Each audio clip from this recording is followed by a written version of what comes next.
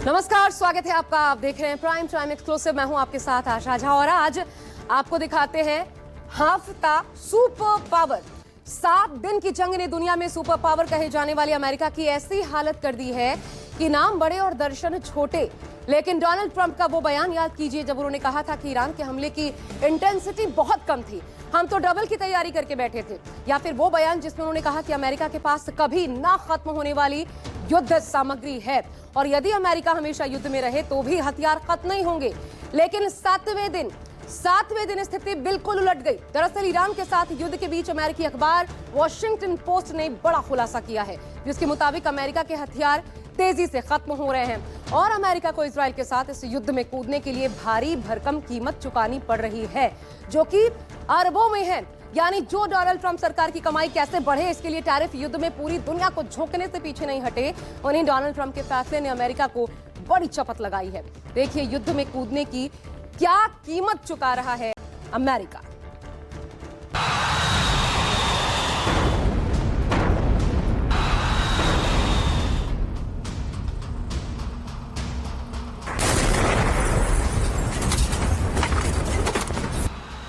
Trump का हथियार भंडार खाली, 7 दिन में खत्म हुई भौकाली।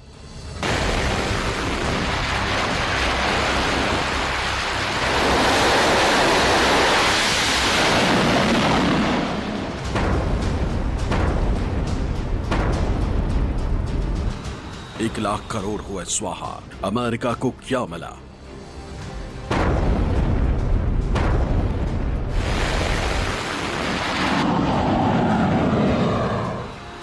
पेंटागन को मिलेंगे 11 अरब डॉलर। ट्रंप ईरान जीत लेंगे तब।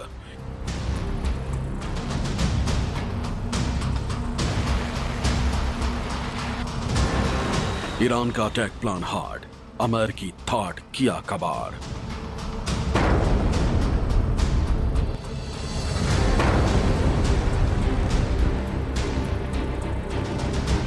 क्या ईरान पर हमला करके अमेरिका ने सबसे बड़ी भूल कर दी? क्या हफ्ते भर में अमेरिका जंग लड़ते लड़ते हांफने लगा? क्या अमेरिका के हथियार भंडार में अभी से हथियारों की कमी होने लगी?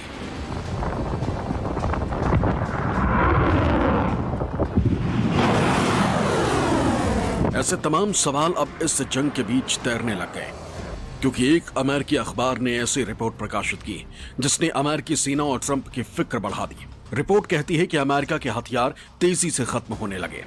रिपोर्ट के मुताबिक अमेरिकी रक्षा विभाग पेंटागन ने संसद से ईरान युद्ध में खर्चे हुए हथियारों की भरपाई के लिए एक्स्ट्रा बजट की मांग की, क्योंकि युद्ध के शुरुआत 4 दिनों में ही अमेरिका के 11 अरब डॉलर यानी 92,000 करोड़ रुपए से ज्यादा खर्च हो गए। जबकि शुक्रवार को जंग जारी हुए 7 दिन हो गए। जंग का दायरा भी बढ़ रहा है और खर्च भी। युद्ध में अमेरिका की तरफ से पैट्रियट, टॉमहॉक और थार जैसी कीमती मिसाइलें ईरान के खिलाफ इस्तेमाल हो रही। अमेरिका को मिसाइल हमले करने से बढ़त तो मिली, लेकिन अमेरिकी मिसाइल स्टॉक तेजी से खत्म हो रहा है। वॉल स्ट्रीट जर्नल की रिपोर्ट के मुताबिक पैट्रियट का 30% स्टॉक खत्म हो गया। ट्रंप प्रशासन ने हथियार निर्माता लॉकहीड मार्टिन और RTX को उत्पादन तेज करने को कहा है, लेकिन सप्लाई चेन की बाधाएं मुश्किलें पैदा कर सकती हैं। जानकारों का मानना है कि स्टॉक को पूरा करने में कम से कम 12 से 18 महीने लगेंगे। वहीं दूसरी तरफ अमेरिका लगातार ईरान पर हमले कर रहा है।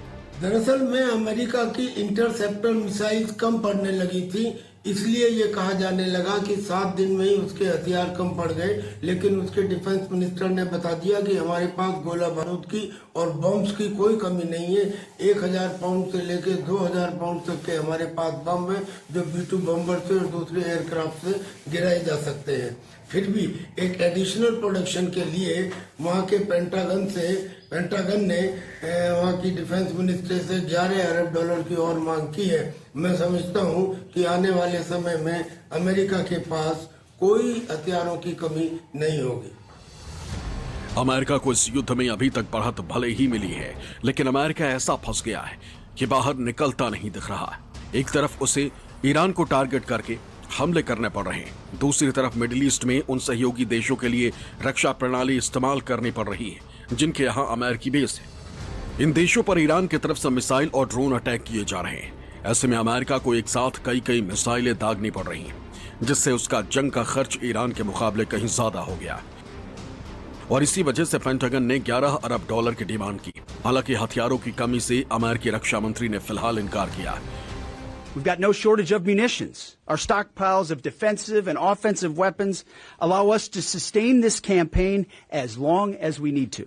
Again, our munition status only increases as our advantage increases. Our capabilities, we have only just begun to fight and fight decisively. Iran पर अमेरिका ने शुरुआत में ही इतना बारूद बरसा दिया कि अब जंग बहुत महंगी पड़ती दिखाई देने लगी। इस जंग की कीमत अमेरिका और ईरान ही नहीं चुका रहे, बल्कि मिडिल ईस्ट के अमेरिका के सहयोगी देश भी अब आर्थिक दबाव महसूस करने लगे। इसकी प्रमुख वजह स्ट्रेट ऑफ होर्मुज़ में जहाजों की आवाजाही प्रभावित हुई, जिससे प्रतिदिन 20 मिलियन बैरल तेल को ट्रांसपोर्ट करना मुश्किल हो गया। खाड़ी देशों के तेल राजस्व में 25 से 30% की कमी आई। मिसाइल हमलों की वजह से रक्षा खर्च में इजाफा हुआ है। विदेशी निवेश और पहले के एग्रीमेंट पर भी फिर से विचार कर रहे हैं। सऊदी अरब, यूएई, कतर, कुवैत और बहरीन ज्यादा प्रभावित। इन देशों के प्रभावित होने की अहम वजह ईरान के ड्रोन और मिसाइल हमले हैं, क्योंकि ईरान इसराइल और अमेरिका को ही टारगेट करके हमले नहीं कर रहा, बल्कि उसके निशाने पर मिडिल ईस्ट में अमेरिका के सहयोगी देश हैं, जिनके एयर और मिलिट्री बेस का इस्तेमाल ईरान के खिलाफ किया गया।